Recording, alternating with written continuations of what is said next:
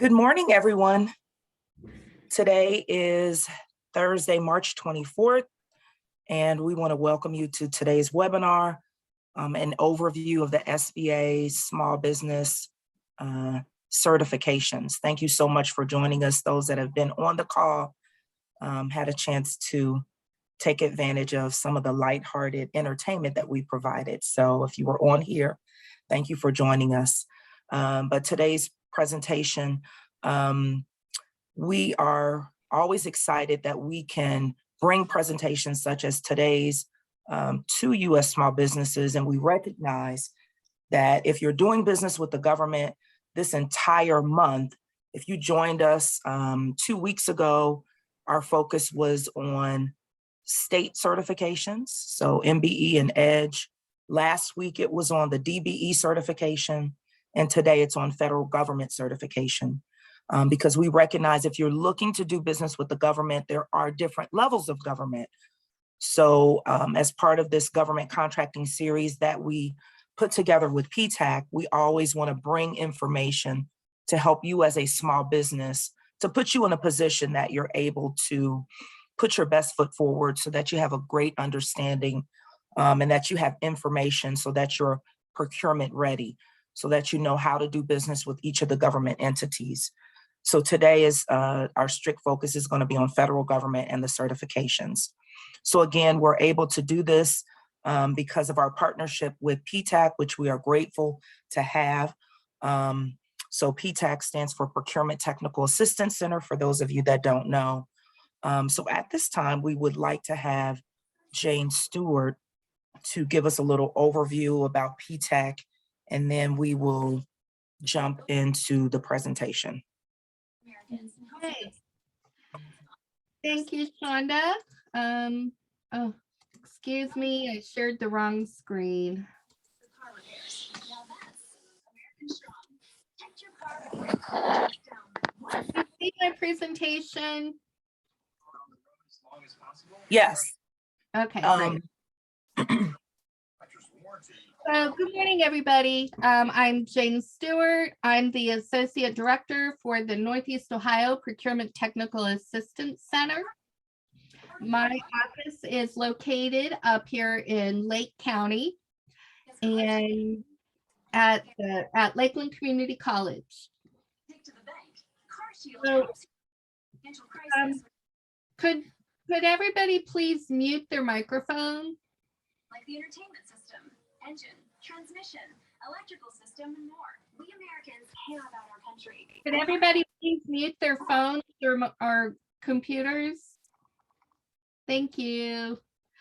So what does PTAC do? PTAC works with businesses to train them in the pursuit of government contracts or subcontracts. We do that in a variety of ways through client appointments. We offer guidance, advice, answer questions, provide training. We have a bid matching service that we can tailor to your business. We can put together a list of keywords that represent what a business has to offer, and you'll receive email notifications of those opportunities. We can provide access to research, excuse me, market research report from various databases that we subscribe to. And best of all, PTAC services are free. We are funded by the Department of Defense and the Ohio Department of Development to provide free government contracting services to our clients. PTAC can assist with federal, state, and local government procurement. We can help with certifications such as the 8A, the MBE, etc. We can help with the SAM registration. SAM is unique to the federal government and is an absolute requirement for federal government contracting.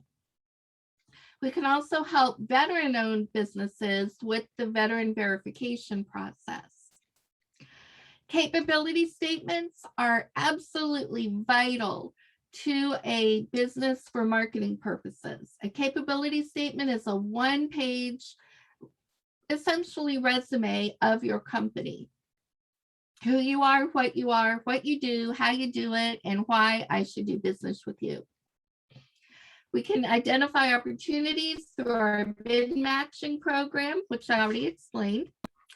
And we can assist with responding to government solicitations. Whether it is submitting a bid or developing a proposal, we can offer assistance. The only thing we can't do is tell you how to price, and we can't actually write anything for you. Marketing, we can help you come up with a government marketing plan, and part of that marketing plan is a capability statement.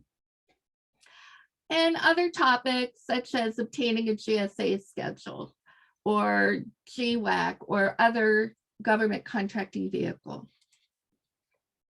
So in conclusion, there are 15, there are 15 procurement professionals in the state of Ohio. And here are our various regions. My office covers this light green and this pretty blue area right here. You can go to our PTAC website, ptac.ohio.edu, and locate your local PTAC office.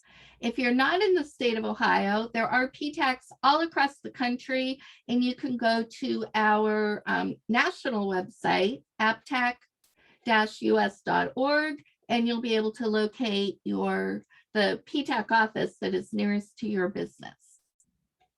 I will also put these websites in the chat features so you can grab them from there. With that, thank you very much for your time and your attention, and back to you, Shonda. Okay, thank you so much, Jane. Just a couple of housekeeping items before we kind of delve into the actual presentation. Again, today's training is being recorded. So afterward, the link will be posted on PTAC's website, and we'll have them put that information in the chat so that you can access that. So you'll be able to access not only the recording, but also the presentation. There'll be a link for the presentation on the PTAC site. Now, if you do have questions during the presentation, if you can go ahead and type those into the chat, so that way, and maybe I'll ask Jane if she can monitor the chat and kind of ask the questions to us. Today's presentation is actually going to be a tag team effort between myself and Jill Nagy-Reynolds, who's the other BOS here at the Columbus District Office, and then one of the PTAC counselors, Larry Brown, who is in Cincinnati. So we are grateful that all three of us will be kind of chiming in and giving you different information. And just a little backdrop before we get started, as it relates to federal government contracting, you heard all of the wonderful things that PTAC does. And even though we're presenting on federal government certifications, a lot of times doing business with the federal government, there's so much that's involved. So before we actually get into talking about the 8A, HUBZone, service disabled, woman-owned certifications, we'll give you a little bit of information about how the federal government buys, what they buy, and that, so it kind of gives you a good understanding as you, or some of you we recognize may just be starting on your journey as it relates to federal government contracting. Some of you may already be in the process of going after contracts. Some of you may be seasoned government contractors and you may already have contracts as a prime or a sub, but we want to be able to provide basically a great overall picture and a good understanding as you get started. So with that, let me bring up the presentation and let me share that.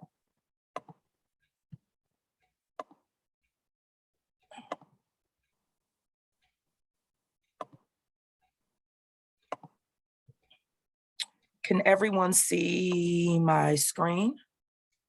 Yes. Okay, there we go. So just a little overview, just the SBA. Here's kind of what we do. We assist small businesses at any stage of their growth. If they're starting, they're growing, they're expanding, or recovering. We at the SBA can help them on their journey as a small business. There are 2 SBA offices in Ohio, district offices. We're here in Columbus, and we primarily, even though we're considered the Columbus district office, we don't just cover Columbus, but our primary areas of focus and areas of coverage are central and southern Ohio. We cover the majority of Ohio's counties, 60 of the 88 counties. And then there's the Cleveland district office, covers the remaining 28. And here kind of are 3 core areas of focus at the SBA: capital, contracting, and counseling. Of course, today we're just focusing on the contracting aspects. And here's kind of our agenda, kind of why would you want to sell to the federal government? We'll kind of break down the criteria for small business and self-certification, SBA size standards, the federal vendor registration, the system that you actually have to go in to register as a vendor. Then we'll delve into the small business programs, 8A program, HUBZone, woman-owned, veteran-owned. And then we threw in a couple of slides as far as the next steps. Once you get certified, some of the things that you could be doing so that you can be procurement ready as far as doing business with the federal agency, and then Q&A. Even though Q&A, we have it at the end, again, this is going to be an interactive session. So at any time, which I'm sure during the presentation, if you have a question, just go ahead and type it into the chat. Okay, so as we get started, why would you want to sell to the federal government? The US government is the largest procurer of goods and services, purchasing about approximately $650 billion worth of goods and services every year. And it's a variety of products and services from engineering, construction, pens, pencils, computers. So anything, just about anything you can think of, the federal government purchases it. So because they purchase all of these items, they are required to do some of that spending with small businesses. And then we'll kind of break down how they do that in a couple of slides. So as a small business, why would you want to do business with the federal government? You may be doing business with the state government right now, the city or the county government, but doing business at the federal level, it really helps you to kind of expand into a new market, diversify your customer base, increase your sales, grow your capacity, grow your core competencies, and actually definitely grow your revenue. So how does the federal government buy? So there are what's called federal set-asides, and we will talk about those as we start talking about the certifications. So essentially with the set-asides, contracts are exactly what it says, set aside for small business groups and categories to bid on. Now those federal certifications are not guarantees for you to get contracts, but they're actually tools to actually open up the door for you to gain entrance into the federal market and to go after contracting opportunities. Now those contracting opportunities are kind of broken down into different categories of spending. There are small micro purchases, primarily products in the $10,000 range. There's small micro purchases in the services area. Service contract labor, 3,500 is kind of the threshold for that.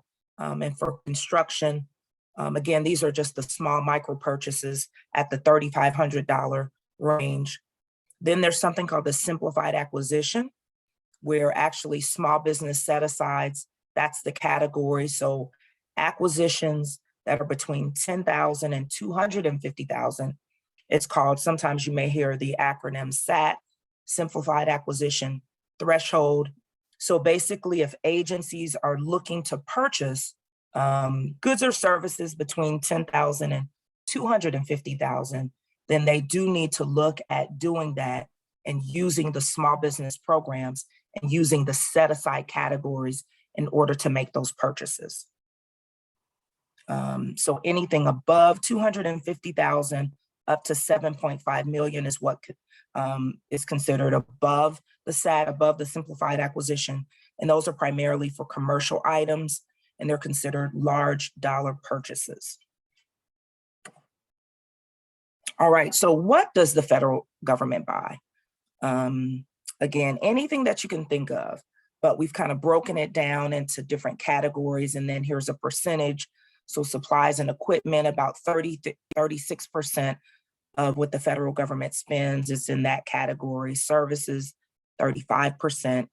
Anything from engineering services, R&D, IT services, business management, anything service related. And then your agricultural, financial, and admin, that's about 19%. Construction is about 7%, and then other categories is about 3%. So if you're looking to determine what area or industry you're in, this is kind of the breakdown, a general overview of the different categories. All right, so how do you determine small business status? Here are the criteria. So a lot of times companies will say you're a small business. So this is how the federal government will deem or look at, or how they will determine if you're small or not. There's something called size standards, and we'll get into that in the next slide, where the SBA actually has a size standards chart to determine what your industry is. Oh, so I have to say good morning. If somebody can mute their mic, I would greatly appreciate it. I don't know if that's actually funny, but actually the federal government does look at the industry that you're in. And so with those industries, they have something called NAICS codes. Again, if you can mute your mic, we greatly appreciate it. And NAICS stands for North American Industry Classification System. And again, I'll go over that in the next slide. Somebody, if you can mute your mic for us, please. There we go. Thank you so much. So with those size standards, actually the number of employees or your revenue will determine whether or not you're small. So again, I'll go over that in the next slide. So we look at your size standards, of course, your business type, the type of business category, if you're a sole proprietor, corporation. Now, as far as small businesses, you do have to be a for-profit entity in order to be determined a small business. You do have to be located in the United States, and you cannot be, of course, a nonprofit. So before I go into that, let me go into the size standards table. So again, in order to determine if you're small or not, the SBA has a size standards table. There's a link for that to actually take you to the table. And then that table actually will look at your industry. And then what the federal government wants to see is just the largest size a business can be in order to be deemed small, in order to participate in government contracting and going after contracts at the federal level. So if you look at that size standard chart, it is broken down by industry. And then again, the industries, it'll either be broken out by your gross receipts, your annual receipts, or the number of employees that you have. And so with that, the North American Industry Classification System, the NAICS code is actually the system that will identify your industry. So for example, if you're construction, if you're IT, there is a NAICS code for each particular industry. And then with that NAICS code, for instance, if you are, I think I have it on the next slide.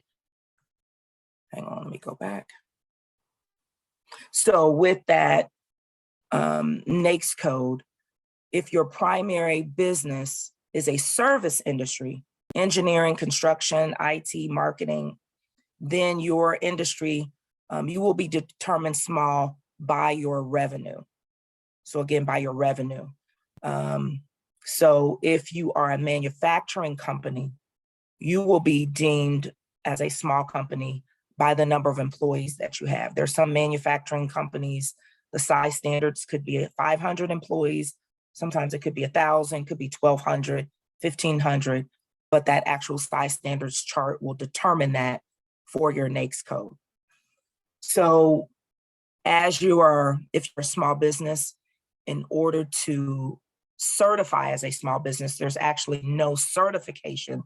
We do get this question quite a bit. Do you have to certify as a small business in order to do business with the government? There's actually no self-certification. What you will need to do is just register in SAM, which Larry will go over here in next after me. And actually, once you register in SAM, you register with your NAICS code. That actually is just the self-certification that the government will need as it relates to you being looked at a small business. And you don't have to pay anybody to do that. That's something that you can do on your own. With that said, I think, Larry, I'll go ahead and kick it over to you. If you want to, I'll stop sharing my screen. You want to talk about the federal vendor registration criteria with DUNS and SAM. Okay, thank you, Shonda, very much. So yes, I do have a couple slides I would like to share. So if you would allow me to do that. Thank you very much. If you'll give me a second. And again, my name is Larry Brown. I'm the procurement counselor with the Ohio PTAC at Cincinnati. And I'd like to welcome you all today for joining us as well. So what is SAM.gov? SAM.gov, well, SAM stands for System for Award Management, and it is a huge central database for businesses that want to do business with the federal government. So it's an official website of the US government. As Shonda mentioned, there is no cost to register with and use SAM. And so you would just simply go to SAM.gov and register. The registration process is fairly lengthy, but everyone gets through it. And we at PTAC are here to assist you if you have any hiccups in the registration or any questions in the process as well. So all businesses interested in receiving grants or contracts under federal government must register in SAM. And so you cannot receive a federal government contract unless you have completed that SAM.gov registration. And so you must be registered before you apply for any federal business certifications as well. Typically, you would need to have your DUNS number, Dun & Bradstreet number, prior to your registration with SAM.gov. And then you would be issued a CAGE code, which would be your unique identifier with SAM. But as of April 4th, the DUNS number will no longer be required, and you'll be issued a unique entity ID or UEI on April 4th and going forward. So the DUNS number will not be required any longer at that point. At the end of the SAM.gov registration, there's a SBA banner, which you should click on and complete a company profile. And what that does is that company profile will then migrate to the SBA, where it's administered with this dynamic small business search, commonly called the DSBS. There's a lot of acronyms with the government contracting. We call it alphabet soup. But the DSBS, Dynamic Small Business Search, is where government agencies as well as prime contractors go to find small businesses to work with, as well as minority-owned, women-owned businesses, the different socio-economical categories that we're going to be covering today. So I wanted to give you a quick snapshot of what the sam.gov homepage looks like. And on the right side there, you can see how you would register your business or your entity to do business with the federal government, and just click get started and kind of go through the process. You have to renew on an annual basis just to ensure that there are no material changes, as well as make sure that your information remains intact as well. There are some other information that is very helpful, very critical in the government procurement process on the left side there, but just wanted to show you that. So with that, I am going to stop sharing my screen, and I'm going to toss it back to you, Shonda. Okay, thank you, Larry. Let me pick back up. All right, thank you, Larry. Shonda, can I interject just a Absolutely. second? I just wanted to remind everybody that the SAM registration is absolutely free. You do not Yeah. need to utilize any consultant to update it or complete your registration. And always make sure that you are at sam.gov, G-O-V. If it's anything else, it's not the government website. Thank you so much, Jane. That is important. So again, you do need SAM, right now the DUNS, and in April, the UEI, and then your NAICS code. You do need to have that prior to actually going after your certifications. Okay, so let's jump into the small business certifications and socioeconomic programs. Again, remember I said that the federal government purchases all of these goods and services, about $650 billion a year, and they are mandated to do purchases with small businesses. So with that, these are the different categories as it relates to the small business socioeconomic categories, and then broken down into the set aside certifications. So every federal agency has goals. So out of that 23% of the federal spending that federal agencies do, that small business, within that small business category, at least 5% should be woman-owned, with woman-owned small business companies. And that's with the WOSB and EDWOSB certification. At least 5% of its spending should be with small disadvantaged businesses. And the 8A business development program falls underneath that category. And then 3% of its spending should be with both HUBZone businesses and service disabled owned businesses. So we'll jump into the 8A program with that.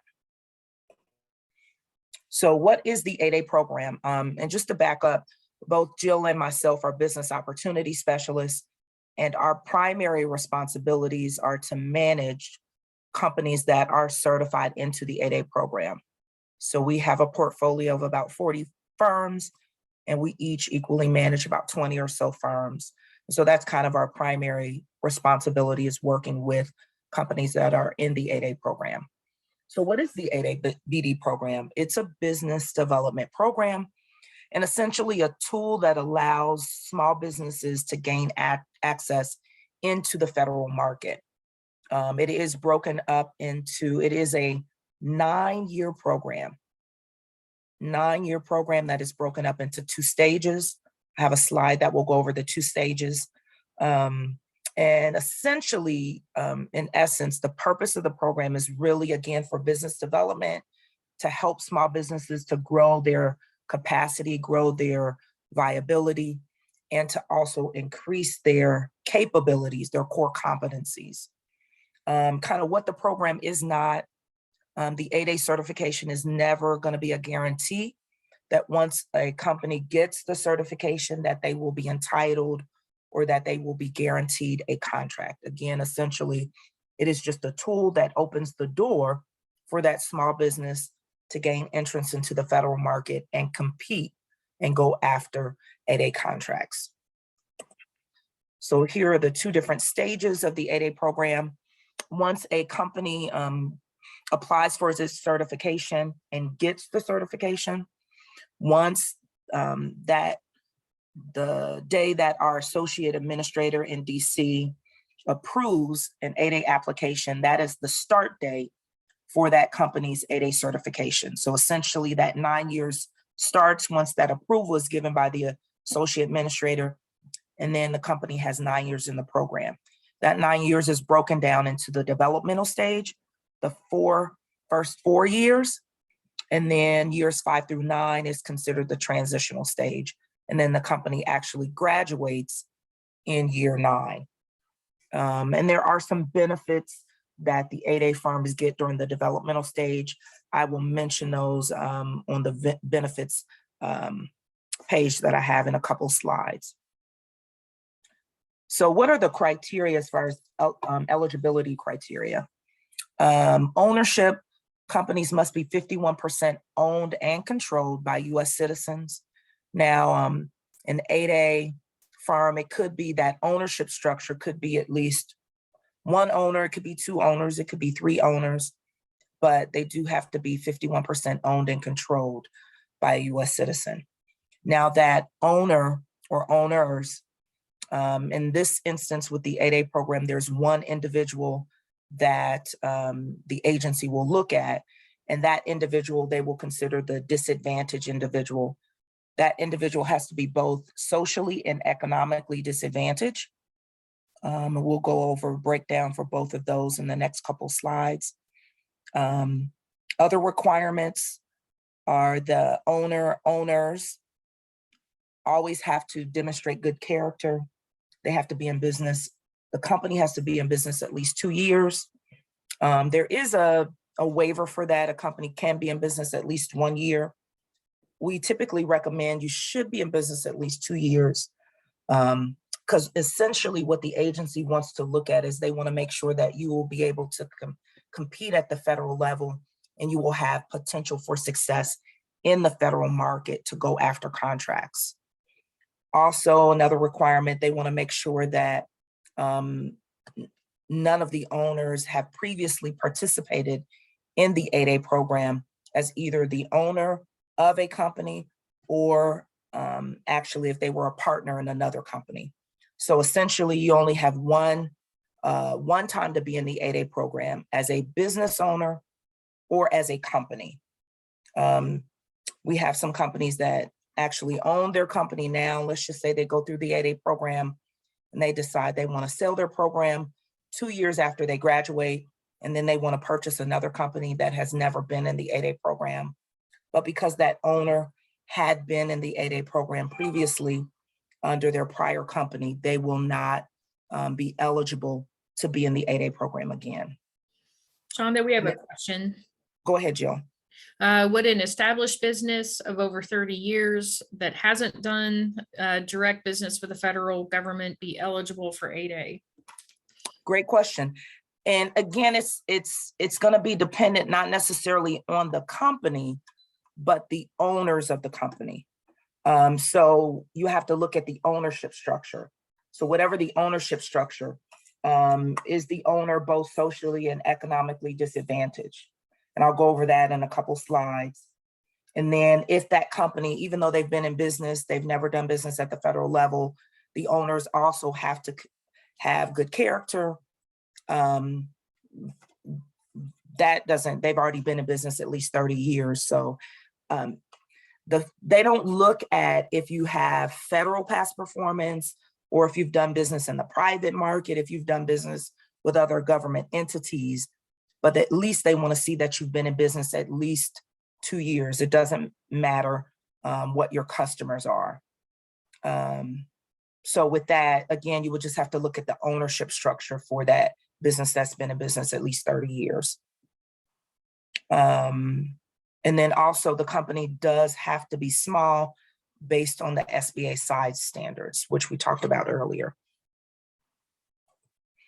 All right, now for the economic disadvantage, the SBA looks at the owner's personal net worth, and it cannot exceed $750,000 throughout the duration of the program. That's at the application, at the point of application, and then all throughout that 9 years. The owner's personal net worth can exceed $750,000. Now that personal net worth does not include equity in the business, the owner's primary residence, equity in that, and any investments in 401k. For social disadvantage, there are some presumed, individuals are already presumed socially disadvantaged if they're in one of the following designated groups. If they're African American, Asian American, Hispanic American, Native American, or subcontinental Asian American.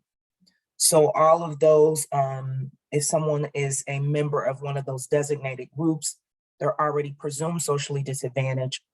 Now, if someone wants to apply and they're not a member of one of those groups, then in order to establish social disadvantage, it would have to be based on the preponderance of the evidence. And essentially what that is, in order to determine that, an individual would have to claim their disadvantage by being able to they will have to be able to demonstrate that they've been disadvantaged or discriminated or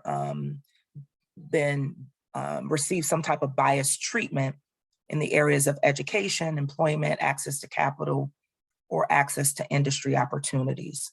So in essence, putting together the narrative for the preponderance of the evidence, they would have to distinguish in one of those areas, education, employment, access to capital, and then have a narrative and basically say that they've been discriminated or received biased treatment.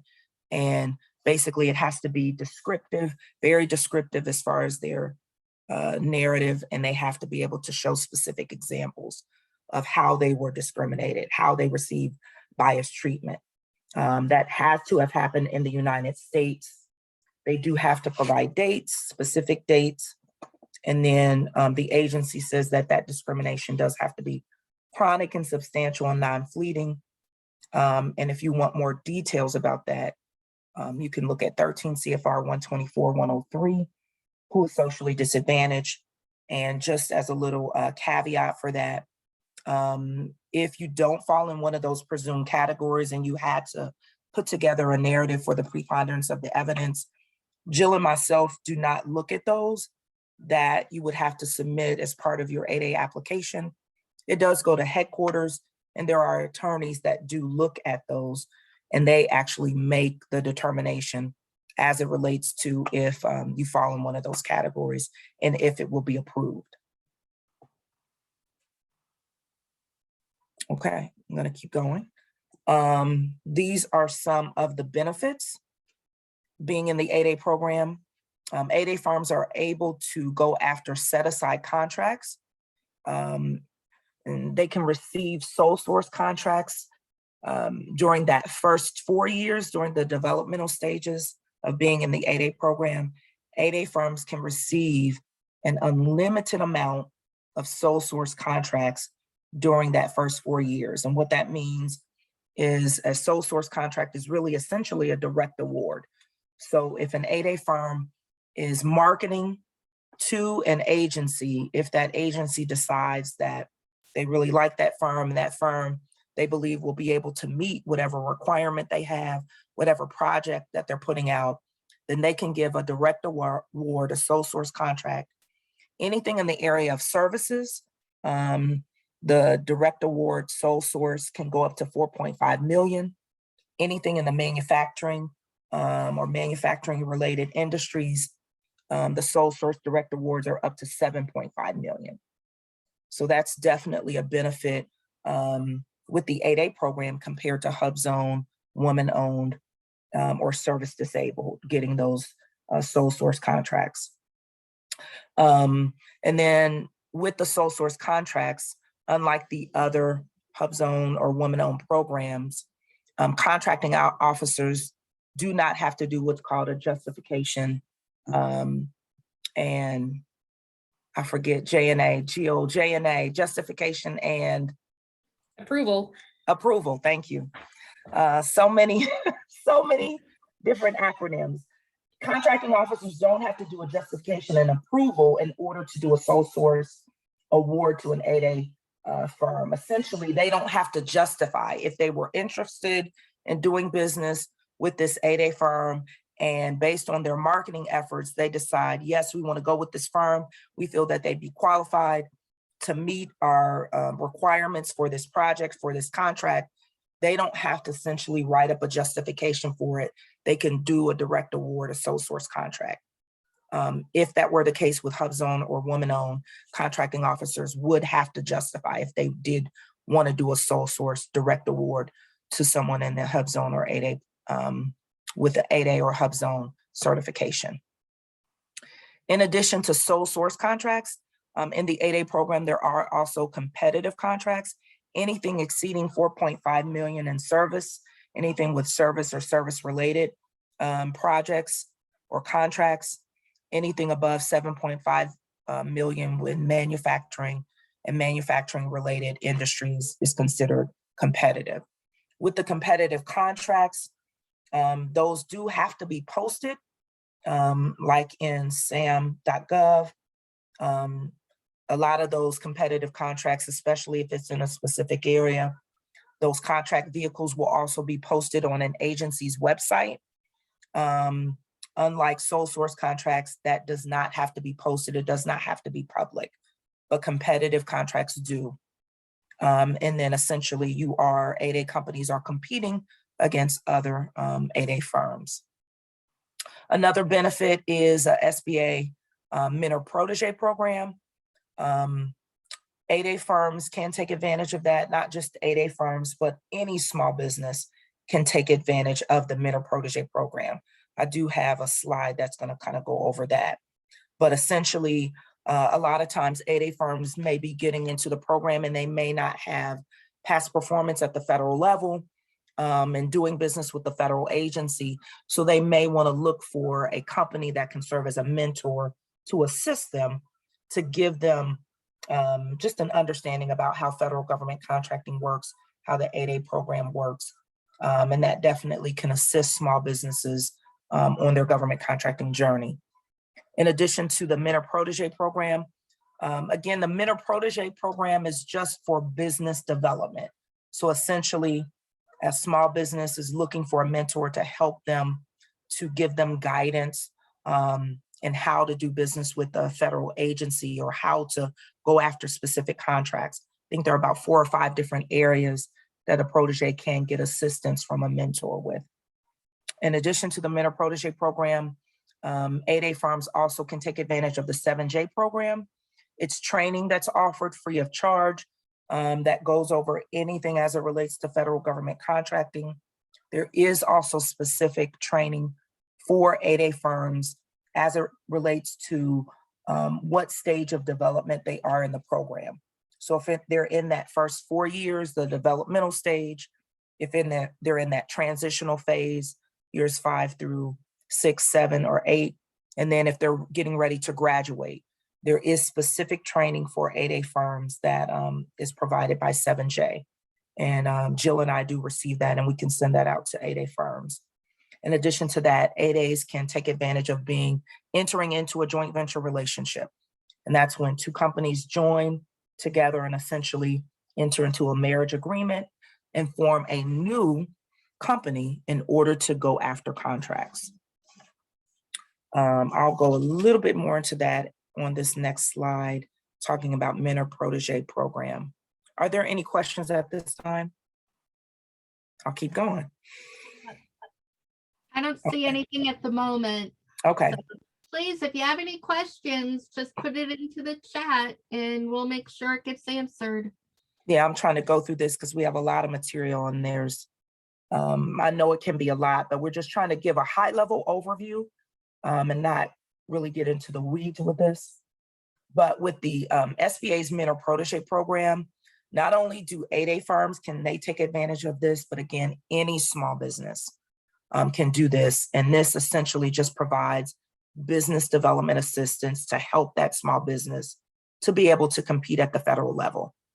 Now, prior to the SBA mentor protege program, there were actually two mentor protege programs, the 8A mentor protege program and the all small mentor protege program. But essentially about a year ago, both of those programs were collapsed, and now it's just the SBA mentor protege program. And you can go to the SBA's website. If you are interested in this, there's actually an application process on the website. And essentially the protege would be responsible for locating a mentor. The SBA does not do that. We as BOSs do not match a small business up with a mentor, but essentially you looking for a mentor, that would be on you. A mentor could be a small or large company. I do have some firms that are in mentor protege approved relationships. Your mentor can be a large or small company, but as long as they're able to provide assistance to you in whatever area that you're looking to grow your capacity, grow your core competency as you're looking to go after contracts. I have The another protege, good question. go ahead. Do you need a certification to receive sole source or small business set-asides? No, you don't need a certification, but essentially as a small business in the 8A program, that's just one of the benefits of being an 8A firm. You can get sole source contracts where if you're marketing to an agency and they're interested in you, that agency can give you a direct award as an 8A firm. You don't have to be certified in that. What was the rest of that question, Jill? Do you need certification to receive sole source Oh, or small business set aside? So it's kind of a two. I'm sorry. No, you're Yes, you do need to as an 8A firm. So if you're an 8A firm, in order to receive a sole source contract, yes, you do need the 8A certification to get an 8A sole source contract. Yes, you do need to be certified. Now, if you're a small business, as a small business, it's a self-certification. It's a self-certification, but if it's a woman-owned, HUBZone, service disabled, you do need those certifications to go after those specific set-asides. So if you're just a small business, no, you don't need a certification. You just need to register in SAM under your NAICS code, and you do need to be small. So you just need to be small. You just need to register in SAM. You need to be small underneath your NAICS codes. So you don't need a certification for that, but any other of the other socioeconomic programs, woman-owned, HUBZone, 8A, service disabled, yes, you do need those certifications in order to go after those specific set-asides. And Ernesto, let us know if that answers your question. Yes, please. Yeah, a couple more questions coming in. That was a great question, though. Very good. Yeah. Because there can be confusion. You don't need any of the certifications to bid on. And Jill, please feel free to also chime in because some of these can get a little confusing. But great question. Yes. Yeah, I think with the Ernesto's comment, it's two different things. Like there's a sole source and then there's small business set aside, which with small business set aside, you don't need a certification. It's a self-certification. When you go on SAM, you can look at contracts that are small business set asides. Correct. You could bid on those. But the sole source contracts would be under the certification program. So it'd either be 8A, HUBZone, or woman owned. Okay, for the protege program, is there a list of mentor companies that will be provided to us? Also, where will we be able to find this recording when this comes to a close? Okay. The recording will be posted on the PTAC's website. I believe in the chat, Jane put in there the link that you can access that. And as far as the mentor protege program, is there a list of, I believe on the SBA's website, there is a list of the approved mentor protege relationships, but there's not a list of mentors. So what I would suggest, if you're interested in looking for a mentor, you may want to work with your PTAC counselors. Oops. You may want to work with your PTAC counselor. You could also look at the dynamic small business search. You could also, in working with PTAC, you can do searches to see who are incumbents on contracts, to see those that actually would have experience. So there is really no list of mentors. As things are starting to open back up, you're starting to network. As you're working with PTAC, you can find companies that actually have contracts. You can do research to see those that have past performance. Those are the companies that you may want to look at as potential mentors, those that have experience in the areas in which you're seeking contracts. Those, but there's no list, unfortunately. The only list that exists is for the approved mentor protege relationships that the SBA has approved, and that's on the SBA site. Has anyone else had trouble getting a response to a WOSB application? I'll throw this out here right now before we even get to it. The WOSB certification is relatively, they've revamped the program, the application process, so it's essentially new.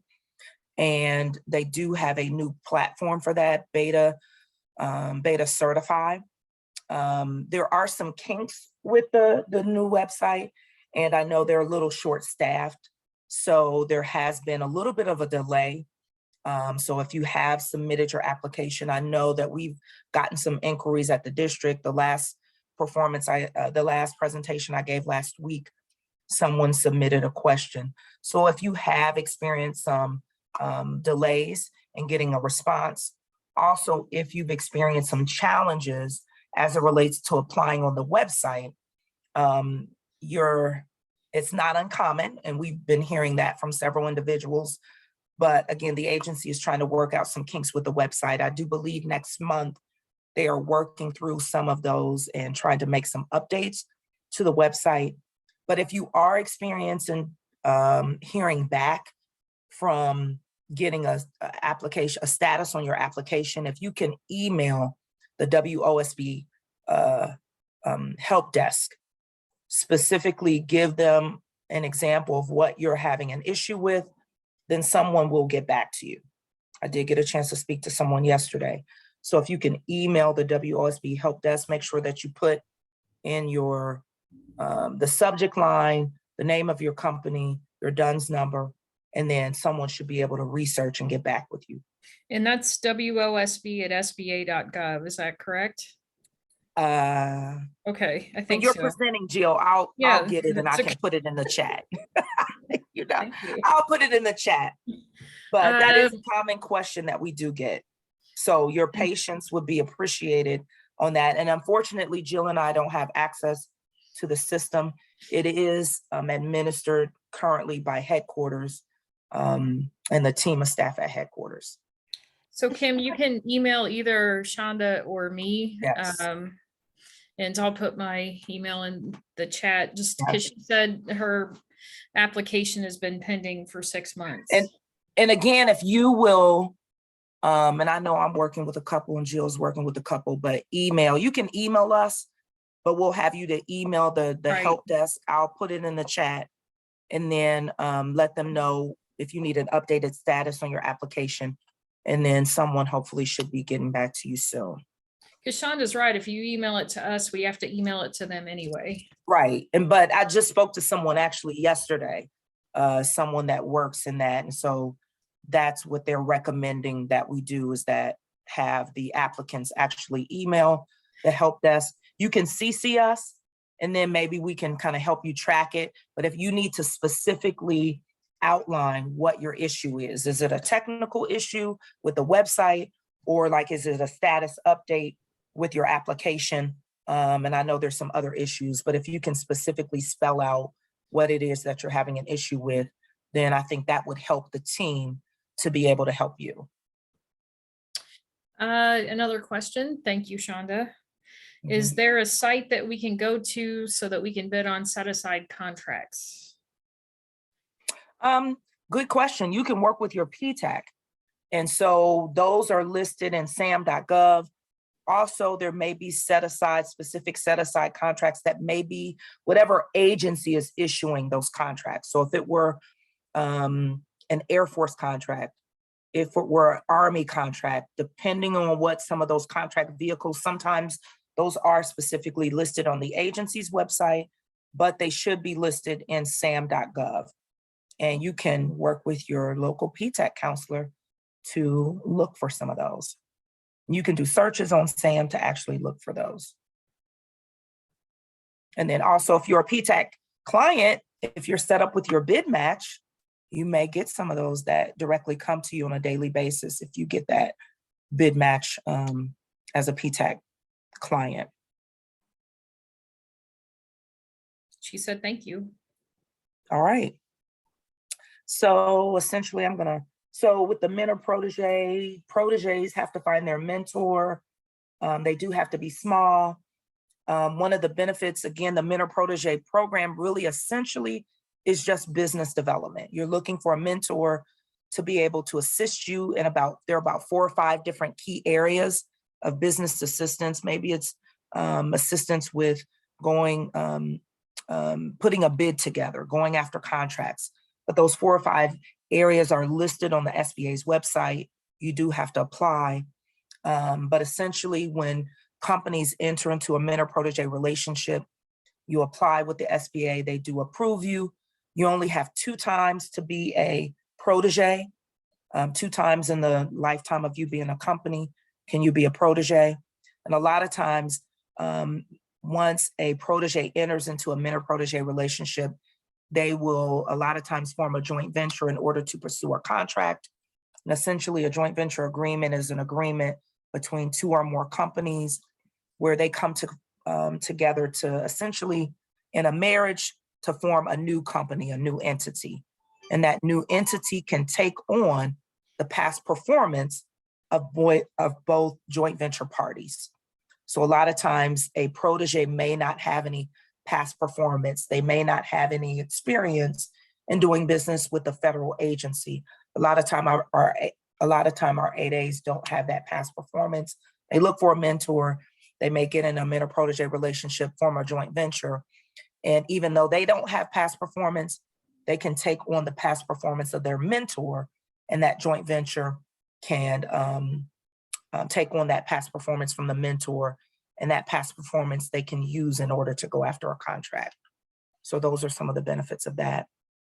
I am going to kick it over to Jill so we can go through this and go to HUBZone. Jill, I sent this to you. Do you want me to leave it up, or did you pull it up? I did. Let me see if I can. Or if you want me to advance, just let me know how you want to do it. Okay, can you? Advance slides for you? No, let me see if I did have it pulled up to HUBZone. Do you see it? Okay. Do you see HUBZone? Hang on, let me stop sharing because I think did I stop sharing? No, this is yours. I think it's on you. That now. is me? Okay. Let me stop me. It's so funny. I just saw a TikTok actually where it addresses this, where it says, can you see my screen? HUBZone? Can everyone see my screen? And you see all the people like, really, we're 2 years into this and you're asking that, but you know what? That's real. It is real. They're like, they were just irate that, how dare you still ask that question? Well, because I can't see anything unless someone tells me. Okay, so thank you so much, Shonda. Thank you, PTAC. I love these collaborative meetings. As Shonda mentioned, I'm also a business opportunity specialist in the Columbus District Office. And in addition to working with 8A certified companies, I'm also the HUBZone liaison for the district. So Now we're going to talk about everything HUBZone. That doesn't mean that if an 8A question comes up later that you can't ask it. So, but right now we're taking off the 8A hat and putting on the HUBZone hat because the eligibility requirements are totally different. So what is a HUB zone? A lot of firms will say, oh, I'm not in a HUD zone. Well, they're not the same. They're close to being the same, but not exactly the same. So HUB zone is historically underutilized business zone. And the program SBA, well, Congress actually designed the program. SBA implements the program. It was designed to help small companies in certain communities gain access to federal contracting opportunities. And they are typically areas of low median household income, high unemployment, or both. And the purpose of the program is to help increase employment opportunities and to stimulate capital investment in HUBZone areas. In any given time across the country, there are about 5,000 small companies certified in the HUBZone program. And one of the major questions I get asked is because part of the qualifications are your employees must reside in a HUB zone, and that can be any HUB zone. It doesn't have to be the HUB zone where the principal office is located. So like the 8A program, the HUB zone company has to be 51% owned and controlled by a US citizen. It has to be a small business, and Shonda talked about how SBA defines small business. And how you can find out if your company is a small business or not. And if after you've conducted research, you still have a question as to whether or not your business is small, you can always ask us. So that's where the similarity stops though between HUBZone and 8A, because now we get into the two other categories for eligibility, and that is that the business's principal office must be located in a designated HUBZone. And this is not an or, it's an and 35% of employees must reside in a HUBZone area. And I will tell you that a HUBZone program can give both federal agencies and businesses some heartburn, because in the past maintaining eligibility has been challenging. So there have been some regulation updates to the program that I put in this presentation that had in the attempt to make it a little bit more user-friendly and in the attempt to help small businesses still maintain their status. So within HUBZone, to determine whether or not your principal office is located in a HUBZone, the SBA manages HUBZone maps that are determined by US Census Tract or a designated county, or Native American lands, or the base reassignment areas. So those are the four main areas for HUBZone, and it's very black and white. So that's one of the good things about the program is you can plug your address in and you know right away whether your principal office is in a HUBZone or it's not in a HUBZone. And you'll also be able to tell from the maps if it's in something called a redesignated area. So if it's in a redesignated area, then you have a finite period of time that you can participate in the program until it is redesignated. But the HUBZone maps are currently frozen until 2023. So they had been frozen until I think during the pandemic, and now as we're transitioning out, they're keeping them frozen. So this is a screenshot of the HUBZone map.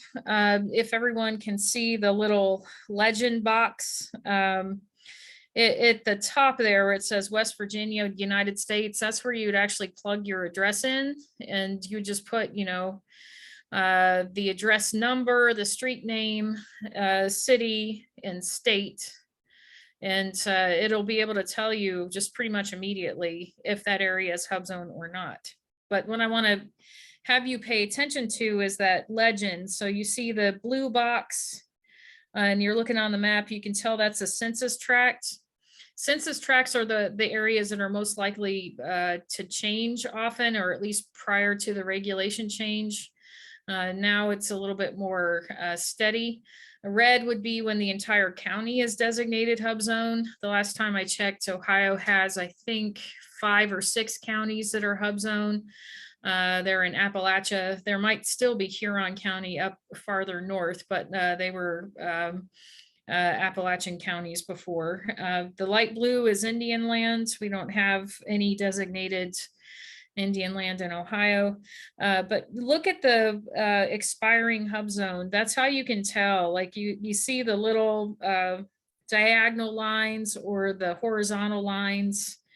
Horizontal would be a disaster area. So if you live in an area that was declared disaster due to a natural disaster, a flood, hurricane, tornado, and the federal government determined that it was a disaster area, then your company could be qualified for hub zone.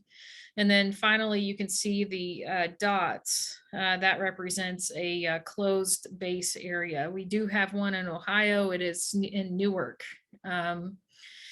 The last time I checked, that was still there. So I'm not sure how many years that an area is for a closed base area would be considered hub zone. But as of, like I said, as of right now, the maps are frozen. It doesn't take any time to go in and check the map and see if your principal office is located in a hub zone. So that being said, how does SBA define principal office for the HUBZone program? So the principal office is where the greatest number of your employees work.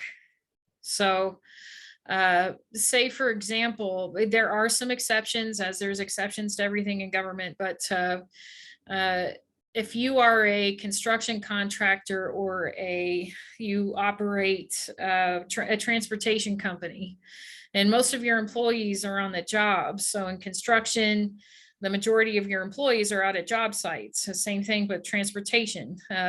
So those employees don't count towards the principal office definition. It's just where your full-time employees are working on a day-to-day basis. So in the example I gave you of a construction company, it would be the administrative staff of that company. Are they located in a hub zone? And if they are, then, and that's where the majority of your administrative staff is working out of, they would, that principal office definition would be fulfilled. So an example that the HUBZone office is given that I think is good. So say you have an administrative office with 6 staff and a warehouse with 12 staff, and the administrative office is not in a hub zone, but the warehouse is. Because you have 12 staff in that warehouse, then it meets the principal office definition. So you can have more than one location. Your business can have more than one location for the HUBZone program, but you have to make sure that to meet the principal office definition, it's where the greatest number of your employees are working. So just to kind of add to what I mentioned for concerns whose primary industry is service or construction, the determination of principal office excludes the concerns employees who perform most of their work at job site locations. Like we actually had a firm in our district that she got a government contract for a call center, and her principal office is located in a hub zone, but the call center contract was for like 100 and, let me say, I'm just making something up, 180 employees. And they had to work out of the location the government said they had to work out of. She still met the principal office definition because the contract specified that those employees had to work out of that location. So her office and her administrative staff were all in that hub zone, but the government contract was for a call center that was not in a hub zone. So if you ever have a question about principal office, you can always just let me know, and I can help work through it. So can your PTACs, so can Shonda. So if you have any principal office questions, just put it in the chat. We're just going to move on here to the employee requirements. As I said before, it is an and. So your principal office and 35% of your employees. Now, here's another reason why there's been some heartburn with HUBZone is because it's hard to maintain that 35%, and they have to be payroll employees. The SBA defines employee for the purpose of the HUBZone program, anyone that works for your business as a payroll employee at least 40 hours a month. Okay, volunteers are not considered employees, so they do allow for temporary workers or union workers, which I've always thought was kind of interesting for eligibility, because if they're temporary, it means they aren't going to be there forever, right? So, but anyway, that is part of it. And SBA defines reside as someone that lives in a primary residence at least 180 days. And there have been updates to that part of the regulation that is helpful to the business owner that I have on here. And boy, I love putting citations from the CFR in here, but they're just so bogged down with legal language, as they should be, because they're rules, right? Okay, I thought this was really good. This is the regulation change. Okay, so it used to be, let me tell you how it used to be so that you can appreciate this change a little bit more, because I definitely appreciate it. So it used to be that when a company is HUBZone certified, if they are submitting a proposal on a HUBZone set-aside contract, they had to be in compliance with HUBZone at the time of submission and at the time of award. And that compliance meant that you had to have that 35% of employees residing in a HUBZone. So with the regulation change, they have a new rule called attempt to maintain. And as I'm going along here, I see that I'm not on the right screen for that, but I do have the attempt to maintain rule there. But going back quickly for the employee definition, again, 35% of the employees must reside in a HUBZone. And when you're determining that, you have to round to the near, if it results in a fraction, you have to round to the nearest whole number. And here's the change for what I was thinking about, but didn't say. I went to attempt to maintain, but so an employee who resides in a HUBZone at the time of certification or at the time of recertification, where the individual is being treated as a HUBZone resident, they shall continue to count as a HUBZone resident if the individual continues to live in the HUBZone for at least 180 days immediately after certification and remains an employee, even if the employee moves to a location that is not a HUBZone, or the employee's residence is located where the employee's residence is located is no longer qualified as a HUBZone. So that's a huge change. So even if that employee moves, or the residence where the employee lives is redesignated, that can still count as the 35% as long as that employee continues to work for you. So I thought that was good. So as an example, a concern provides documentation showing that 35% of its employees have lived in a HUBZone for more than 180 days. SBA certifies a concern as a certified HUBZone small business, but within 180 days of being certified, an individual critical to the concerns meeting the 35% residency requirement moves out of the HUBZone area. That individual will continue to be treated as a HUBZone resident during the first year after the concern certification.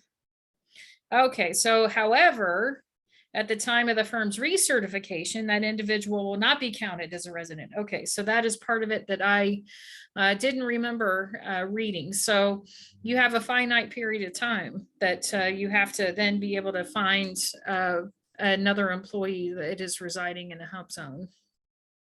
Any questions?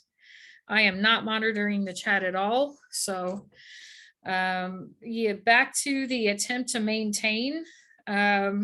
Attempt to maintain is a result of that 35% of employees residing in a HUBZone, and employers, you know, their employees would resign, they would be fired, they would move, their homes would no longer be HUBZone. So as long as the firm is attempting to maintain, so it has to be at 20% at any given time. So that attempt to maintain definition, I thought I had the 20% in there, but I don't see it now. That's what you get when you don't double check the slides before you send it over. But anyway, the attempt to maintain rule is at 20%. As long as you have at least 20% of your employees in a hub zone at any given time, then you're still meeting the minimum eligibility requirements. But you do need to tell SBA that you are working to get that 35%. Okay. So some of the challenges around HUBZone, and the challenges resulted in the regulation changes. So in the past, small businesses have found the program to be difficult. Instability regarding geographic eligibility. The maps change too often. Burdensome requirements for maintaining certification. Lengthy and cumbersome application and recertification process. So that was on the small business side. And then on the federal side, like the federal agencies were not meeting their 3% set aside goal because they were having difficulty finding qualified HUBZone companies who could maintain eligibility. And they also, federal agencies had a requirement to verify eligibility twice, which lengthened the procurement process for HUBZone firms, and actually ended up being a disincentive. So, and finally, communities have experienced mixed results. So the fluidity of the program, it made it difficult for communities to leverage any type of result. So, so those were some of the challenges that resulted in the program changes. So,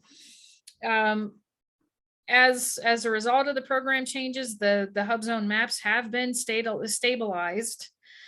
These changes were made, I believe, in November 2020. So we're going on the second year after these changes. They have worked to expand into rural areas and also work on recognizing long-term investment in communities. So there is a new part of the rule change. There is a new category for governor designated areas. On an annual basis, state governors can petition to the SBA to have communities within their state be designated HUBZone. There are certain rules around getting that designation added. So it's got to be a rural community of 50,000 residents or less.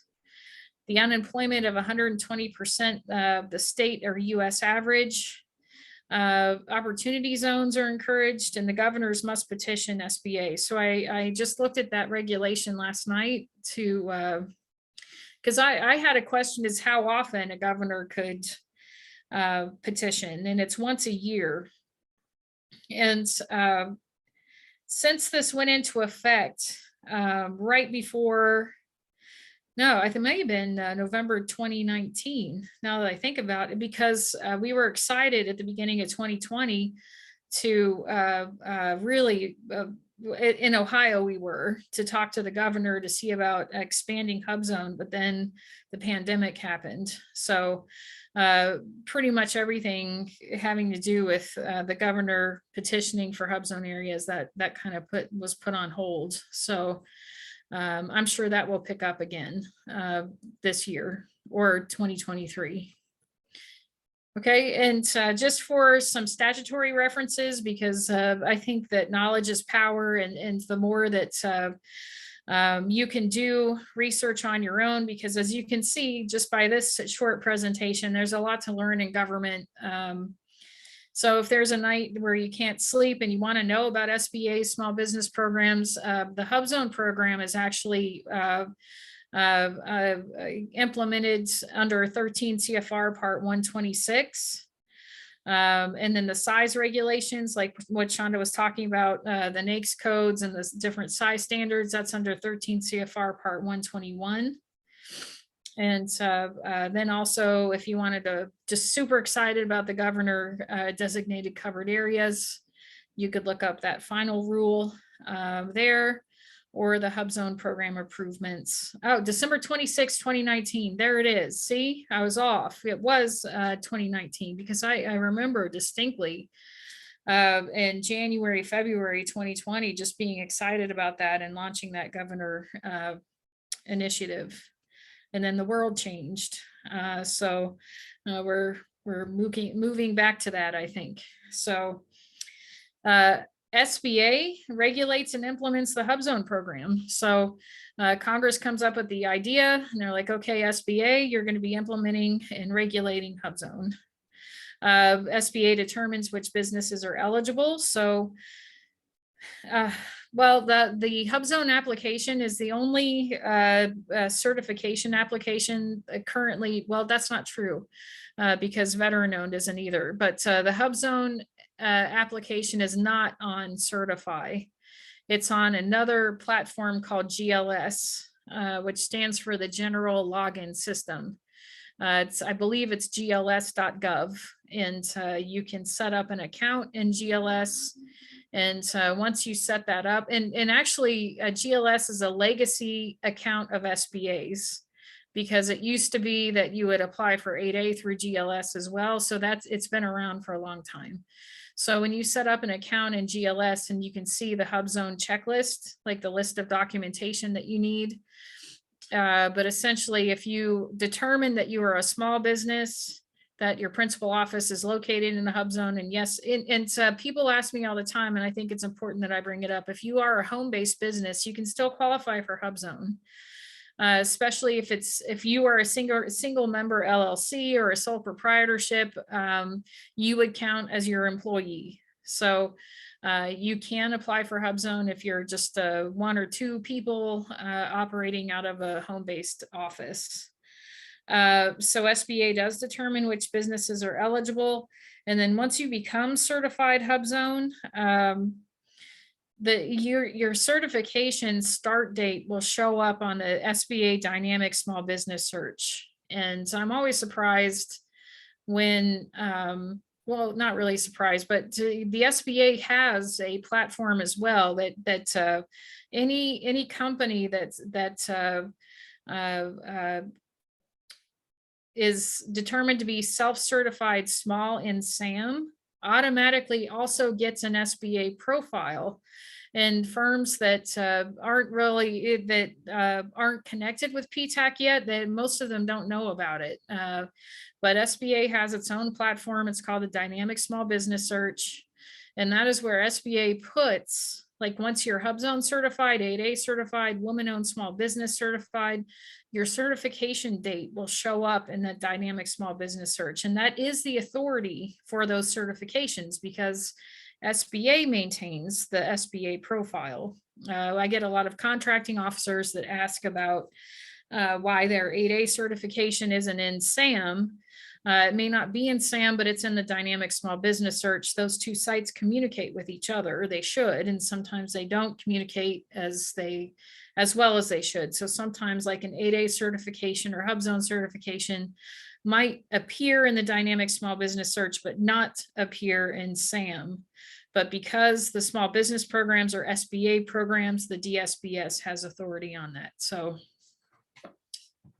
for HUBZone protests, SBA also manages the protest process for HUBZone. And if you're new to government contracting, I think it's important to understand that protests are very important and lengthy contracting actions that just a member of the public or a business that doesn't think another business is qualified, you can't just contact the SBA and say, I don't think ABC company is really small. Unless you're what is considered an interested party. An interested party is when you as a business submitted on the same proposal that your competition did, and it's your competition that you believe is not small business. Then you can contact a contracting officer. The contracting officer would contact the SBA. So it's the same thing for the HUBZone protests. And it would be on a HUBZone set aside project where you are a HUBZone, you submitted a proposal another company that you suspect is not HUBZone wins the award and you don't, you can submit a protest for that firm's HUBZone eligibility. But what SBA will say is, okay, what proof do you have that this is not a HUBZone company? So that's where it gets a little bit lengthy. So that's HUBZone in a nutshell. Any questions? No, not right No now. questions. It was riveting. I know. Riveting topic. Okay, so we're just going to dive right into women-owned small business and economically disadvantaged women-owned small business. So those of you that have been in the contracting community for a while will know that the woman-owned small business certification was a self-certification. The SBA had a repository set up, and you could submit your documentation for a self-certification. That has changed. So that changed in October of 2020. So there's a lot of changes that happened that I think that are still that small businesses are, well, that everyone is still getting used to. So I'll go into some of the program changes, but first let's just talk about why Congress decided to have a woman-owned small business program, and just what is it's made up of. So the woman-owned small business program was in part designed to help build capacity and for women-owned small businesses to grow. And then also to create set-aside categories for women-owned small business and economically disadvantaged women-owned small business. So it's a unique program, unique from the other set-aside programs in that it is NAICS codes. It's based on your primary NAICS codes. It's based on the NAICS codes of the business that is applying for the program. So there are some NAICS codes that are authorized under woman-owned small business, some that are authorized under economically disadvantaged woman-owned small business, and some that aren't either woman-owned or economically disadvantaged woman-owned. Now, does that mean that your business is not woman-owned? No, it doesn't. It just means that there won't be set-aside contracts under the woman-owned small business program for your business, because there are some NAICS codes that participate and some that don't. So if you are a woman-owned small business by SBA definitions, like you're 51% owned and controlled by a US citizen who is a woman, and that woman makes the major decisions for the company, has the ability to sign contracts, hires and fires, and is the highest officer in the company, I would look at the WOSB and EDWOSB NAICS codes. And if you have NAICS codes, if you have capabilities that fall under those NAICS codes, then definitely consider applying. So it is a certification program, and that is and SBA does certify now women-owned small businesses and economically disadvantaged women-owned small businesses through, it's called beta.certify.sba.gov. And the website is there, but you would set up an account. And you do need to upload, there's a document checklist on the website where you would, I would recommend pulling that off, making sure you have all of you're going to have like your operating agreement. If you're economically disadvantaged, you're going to have your tax returns, passport, all that kind of fun stuff is listed there. So contracting officers verify women-owned small business and economically disadvantaged women-owned small business status through the dynamic small business search. As I just mentioned in prior slides regarding the HUBZone program, once you are certified woman-owned or economically disadvantaged woman-owned, that will show up in the dynamic small business search. And one thing I've noticed with woman-owned small business and economically disadvantaged is that it will show in the dynamic small business search if it is pending as well. I haven't noticed that for HUBZone or 8A. Okay, so for the sake of, I hate this, the way headquarters pronounces these, but it's so much more convenient than saying woman-owned small business over and over again. So woman-owned small business, WOSB, economically disadvantaged woman-owned small business, EDWOSB. So what's the difference between the two? All right, so when the NAICS codes were reviewed for the woman-owned small business program, some NAICS codes were determined that women were substantially underrepresented. So in NAICS code categories where women were considered substantially underrepresented, the woman business owner did not have to be economically disadvantaged. So for the WOSB, the woman does not have to be economically disadvantaged. Where women are considered underrepresented, but not substantially underrepresented, then they have to be economically disadvantaged as well.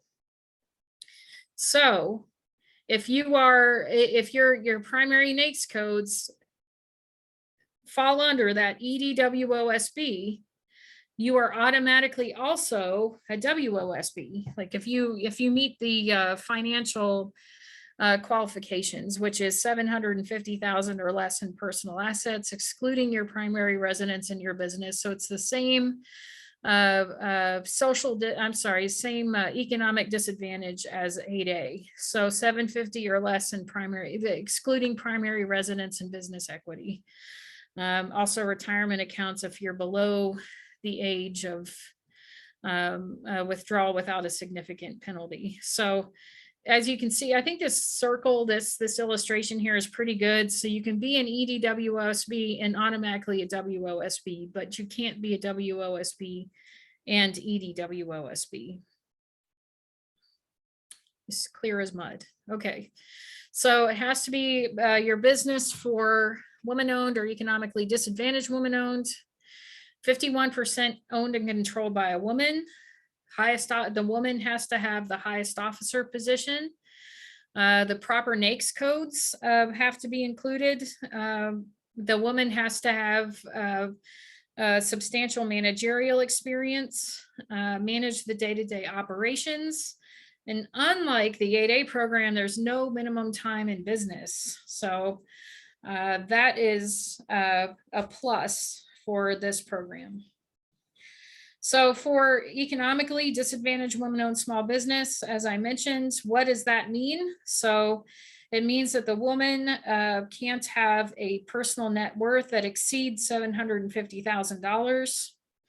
3-year average income has to be $350,000 or less. And the fair market value of all assets is $6 million or less. Okay, so this slide here just talks about some of the program changes. I said them out loud, but I didn't have the PowerPoint slide to back it up. So in case you are more of a visual learner, which I am, it's nice to have it there. So SBA eliminated the previous self-certification option on October 15th, 2020. The final rule was published in the Federal Register on May 11th of 2020. SBA now provides a free online certification process for WOSB and EDWOSB through the Beta Certify site. SBA allows participation from firms certified in the U.S. Department of the VA's veteran certification, given they meet all of the eligibility requirements. And this is an old rule, so we don't have to worry about that. The previously self-certified WOSBs and EDWOSBs. Okay, so that one we could take out. I missed that one. So I do get asked, the prior regulations allowed for third-party certification. That is still allowed. So you still have the option of going to, there were 4 third-party organizers, like the Women's Business Enterprise National Council, the Ohio the National Women's Chamber of Commerce, and the El Paso, I can't remember, There were four organizations that SBA approved to do self-certification. Jill, Yes. there's a slide for it. Oh, The next two slides. see, look at The that. next There one. it is, There El we go. Paso. Thank you. Okay, so you can still go and I'll just stay there for a minute. So the El Paso Hispanic Chamber of Commerce, National Women's Business Owners Corporation, the U.S. Women's Chamber of Commerce, Women's Enterprise National Council. Those are third-party certifiers. What that means is you can take your documentation to them for a fee, and they will process the woman-owned or the economically disadvantaged woman-owned small business certification. You will receive the certification from them. You will set up an account in Beta Certify, and you will upload that certification in Beta Certified instead of all of your documents. So essentially, they have done that vetting for the SBA. Just keep in mind that there is a fee to use them. I've been asked if it's faster if it goes with them, if a company uses one of the third-party certifiers, or if they go directly to the SBA. And I don't have any idea of timeline with one versus the other. Okay, so this is just a screenshot of Beta Certify. Now, just pay attention when you get to the homepage, because there's certify.sba.gov as well, and certify.sba.gov is for 8A certifications and the mentor protege application. So Beta Certify is for the woman-owned small business program. You'll find the checklists that you can print and read so that you understand what documentation you need to provide for the certification. You can also verify your eligibility for the program. Find answers to questions regarding your firm's ability to participate in a program. You can request information from SBA by going through the help function. Create an account and proceed with your application. And also, not many people can see it, but when you're on the Certify homepage at the very bottom, in the Beta Certify homepage, there's a blue link that says knowledge base. And when you click on that knowledge base, it opens up a whole lot of documents that can help you better understand not only the woman-owned small business program, but also mentor protege and 8A. So I like that knowledge base function anyway. So again, these are the third-party certifiers. You can still use them. And that's what I've got. So I believe now I'm turning it over to Larry. Yes, I'm turning it over to Larry. So thank you very much.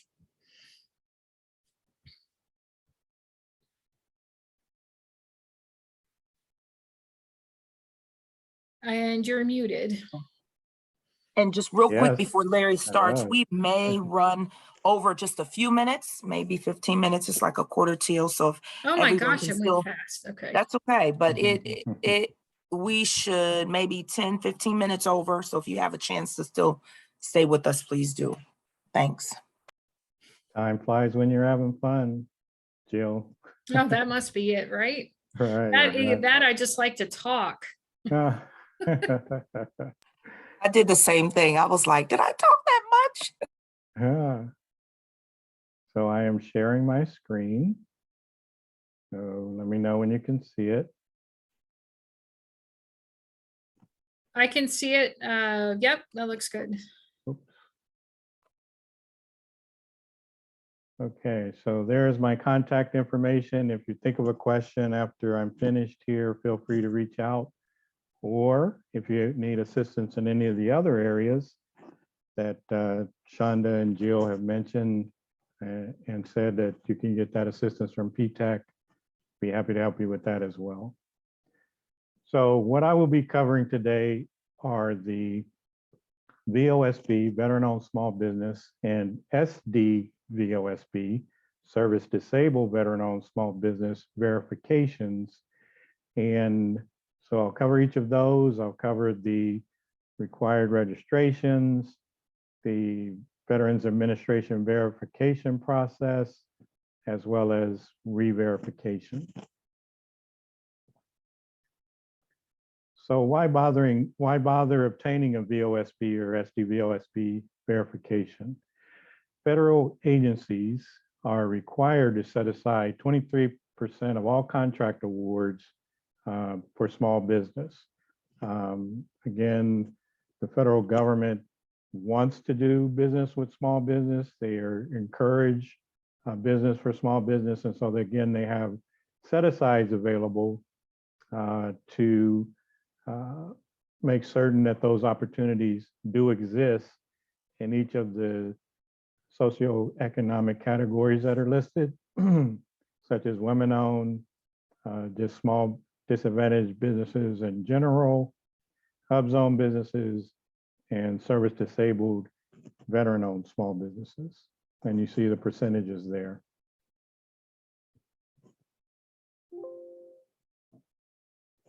Oops, did I do something? Okay. All right, so the first is the veteran-owned small business. So the veteran-owned small business verification is a company diversity registration designated under the Veterans Benefits, Healthcare, and Information Technology Act of 2006. And the registration ensures that companies qualify for preferential procurement for federal contracts if they're owned and controlled by veterans. And so just as with most certifications, the company has to be 51% owned, operated, and controlled by a veteran. So what that means is, because they're going to ask for a lot of documentation, among the documentation will be resumes. And if it appears like the veteran owner doesn't have the experience or knowledge to operate, control, manage the business, then that will be a question that's raised during the application process. So 51% owned, operated, and controlled. Same for service disabled veterans, must be a small business, for-profit, 51% owned and controlled by one or more service disabled veterans who are US citizens, and have one or more of those service disabled veterans manage the day-to-day operations, also make long-term decisions, and the eligible veteran must have a service-connected disability. So there may be more than one owner, and as well as with the VOSB, veteran-owned small business, veteran-owned business, you have to prove that the combination of owners is more greater than 51%. I'll give you an example. So let's say you could have two, you could have three. I had three come to me. They had already registered business, already determined the percent of ownership, and they had 33.33% ownership for each of the owners. Only one of them was a service disabled veteran, so they didn't qualify, right? Because it has to be 51% owned, operated, and controlled by the service disabled veteran.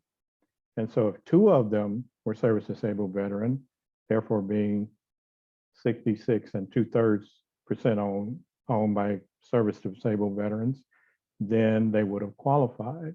And so they had to go back and kind of restructure. So that's something that you just might want to keep in mind if you have more than one owner. So the registrations that are needed, of course, you need to have your business registered with the Secretary of State of Ohio. You have to have the SAM.gov registration, which I talked about earlier, System for Award Management, which again, I want to reiterate is free of charge. And be careful when you begin that registration process, you are going to be kind of inundated with requests to help you with that SAM.gov registration. Folks who could be consultants or what have you that want to charge you money, but the SAM.gov registration is free. Currently, to begin the SAM.gov registration, you have to have your DMV number, Dun and Bradstreet number. Once again, that will change on April 4th, and that will no longer be a requirement. It's good to go to Burrells or the beneficiary identification record locator to get more information about your service in the military. And then you can proceed to the Vets First Verification Program website, and you see the web address for that right there.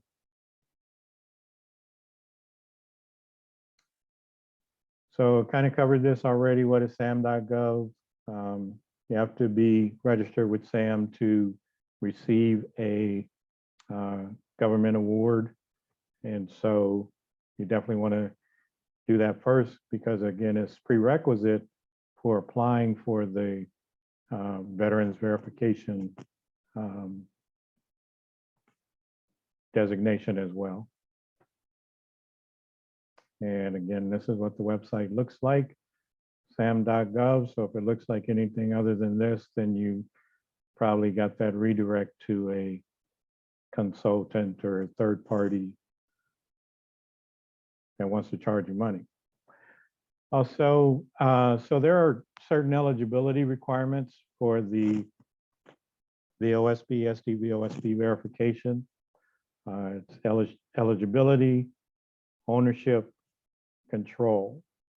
And so more often than not, there may be, once you've uploaded documentation to kind of prove these three requirements, there may be a question that, or some clarification that needs to be made. And you can do that through what's called an LOE, or letter of explanation, which can be submitted to clarify any area that's needed. It could be whether or not the board of directors, for instance, can override a decision by the veteran owner. And if that's unclear, or if that's the case, particularly if it's the case that the board of directors can override, then that is a area of disqualification. So that application will be rejected. But for the most part, there are areas that can be explained or can be clarified, and you simply need to create a letter of explanation to do so. So the ownership requirements, 51% ownership and control. Again, on the website that I mentioned earlier, the Vets First program website, you'll see a link that will take you to the documentation, and it's your basic documentation, state registration, bylaws, organizational agreements, what have you, lease agreements, signature cards. So once again, all management decisions, the bank account has to be the primary signature on that signature card, has to be the veteran or service disabled veteran as the signature. And as well, they'll be looking for tax documents for the last 3 years. The veteran-owned small business SDVOSB verifications both do not have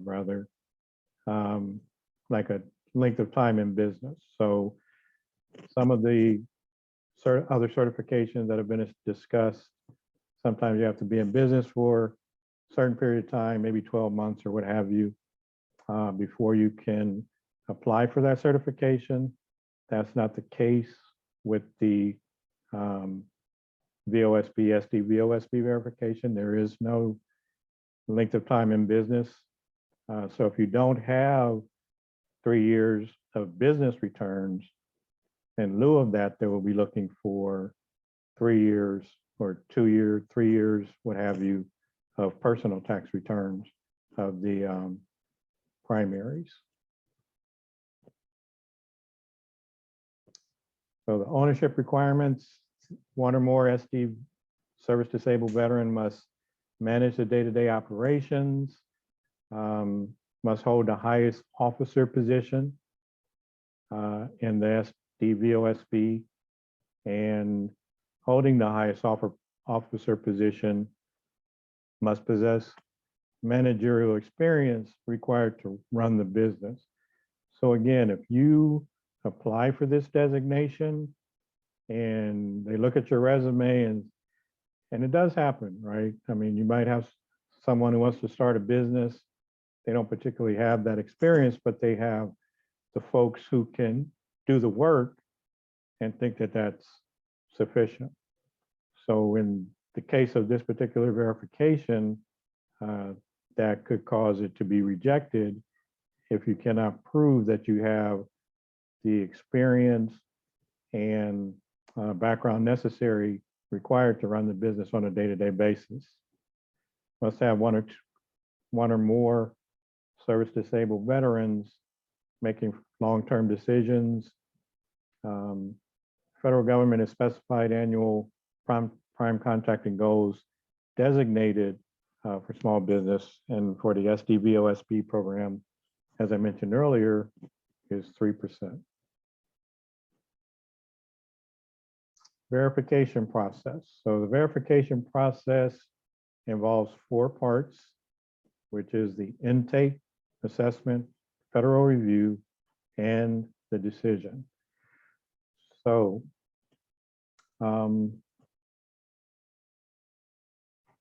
sorry about that.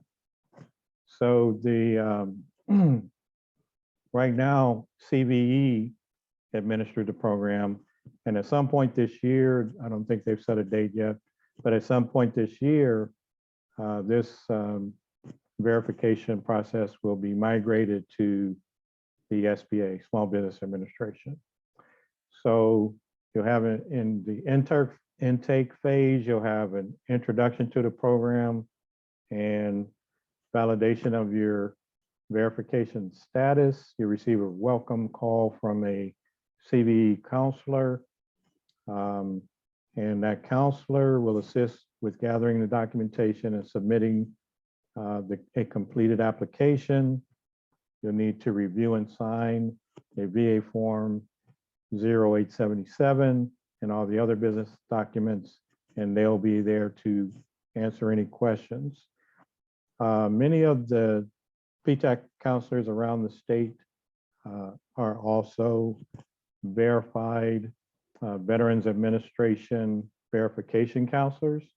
And so we can assist with any questions or any kind of assistance that you need as well.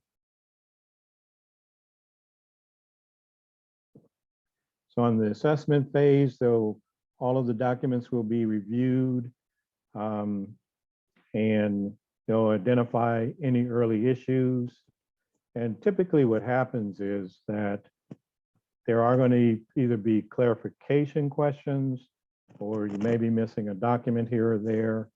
Again, right on the site, you can have a link that you can click to that'll take you to the documentation that you're going to need to upload. And the documentation will be slightly different depending on your business structure.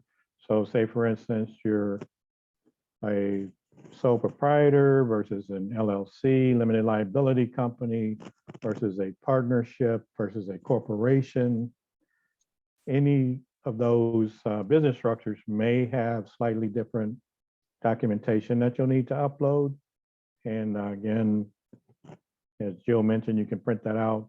And I found that how long it takes to get through this process kind of determined. It depends on how quickly and how well you come to the application process with all the documentation that's needed and no particular clarification that needs to be needed as well.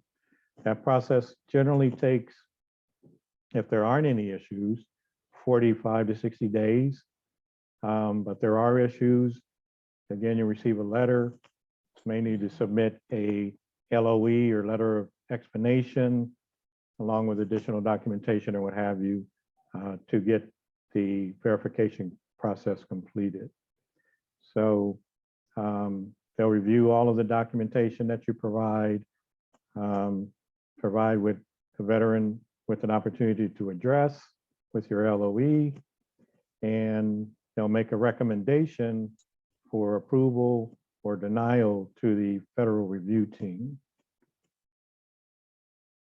And if you're interested in what the actual regulations and requirements that govern the veteran verification process, you can look to 38 CFR Part 74 and 125.13 CFR Part as well. So ultimately, you will have the final decision, final determination will be made, and you will receive an official letter from CVE verifying that you are now a VOSB or SDVOSB with signature. And what you can be encouraged to do also on the website, there are logos that you can download and include in your signature block of your email, include it in any of your other marketing materials, including your capability statement that Jane mentioned. But those logos are available on the website, Vets First website as well. The verification length is good for 3 years, as long as there are no material changes that occur during that 3-year time period, such as, let's say the VOSB or SDVOSB wants to have a legacy business, they want to pass it on to their children, or another situation, if you have an investor, they buy into the business, which changes the percent ownership. Those are material changes. So if anything occurs like that, and it affects the 51% ownership and control, then that can affect the eligibility and whether you can remain as a VOSB or SDVOSB. Changes such as, again, ownership, establishment of a board of directors, bringing on a new co-owner, investor, things of that nature. So the VOSB can begin to receive notifications as early as 120 days prior to the expiration date of your verification. And CVE will send out verification notices every 30 days until the expiration date. So that is it for me. Are there any questions?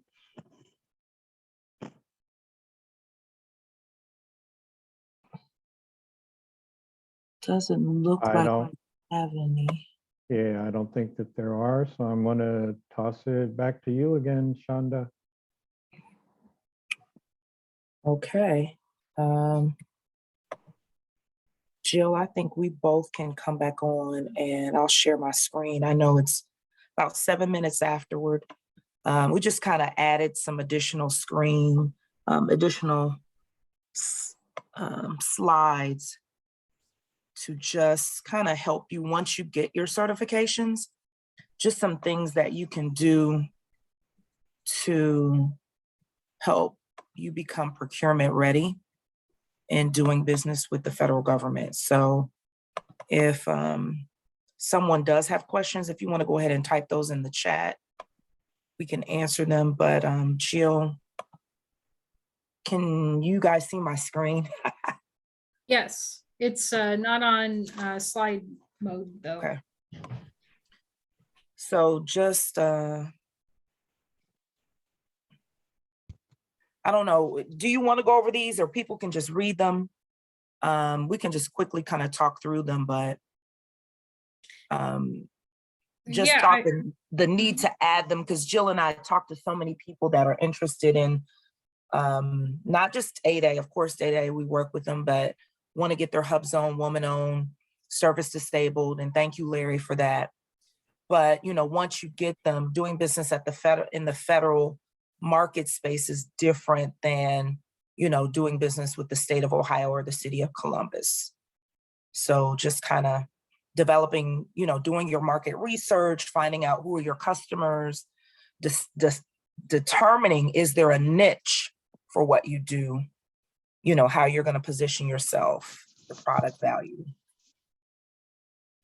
and I would also just add, just give yourself the time.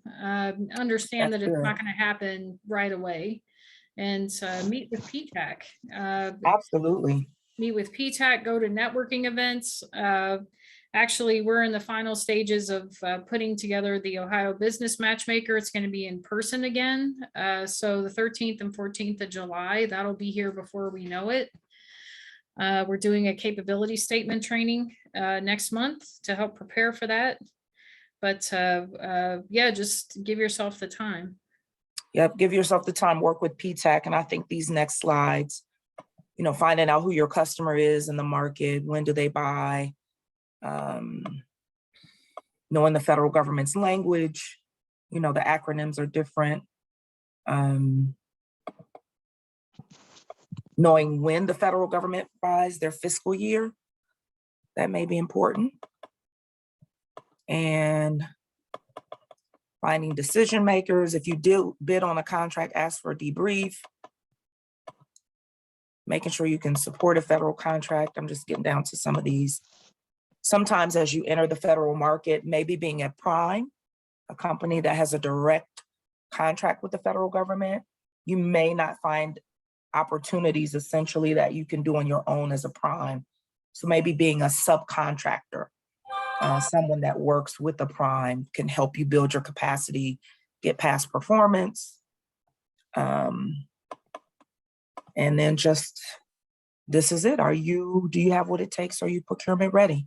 And again, I think as Jill said, just reaching out to your PTACs can be a really wonderful step to kind of get you ready and to help you work through determining some of the things we just talked about. So with that, so that we don't go over, are there any questions? This is our contact information. Again, thank you, Larry. I'm gonna stop sharing. No questions? And we are going to send out the slides. Is that correct? That's always a question that gets asked. Yes. Okay. And we'll combine Larry's and we'll send them out and they'll be posted along with the link to the video recording. And what are we doing next week? It's well, in April. It's not, I need to double check the date, but it's more towards the end of April. Capability statement, but we're also bringing in like Michael Turner and a couple of other federal people to give their feedback on capability statements and what they look for. Okay, awesome. So your marketing material, your capability statement, how to create one, and that'll be just in time before we get ready for the matchmaker. And then we'll have federal resources to give you feedback as far as what they look for from small businesses. So again, thank you for your time. Thank you, Larry. Thank you, Jane. Yep. Thank you, everybody. Yeah, we always enjoy doing these. And we look forward to you joining us next time. Enjoy your day.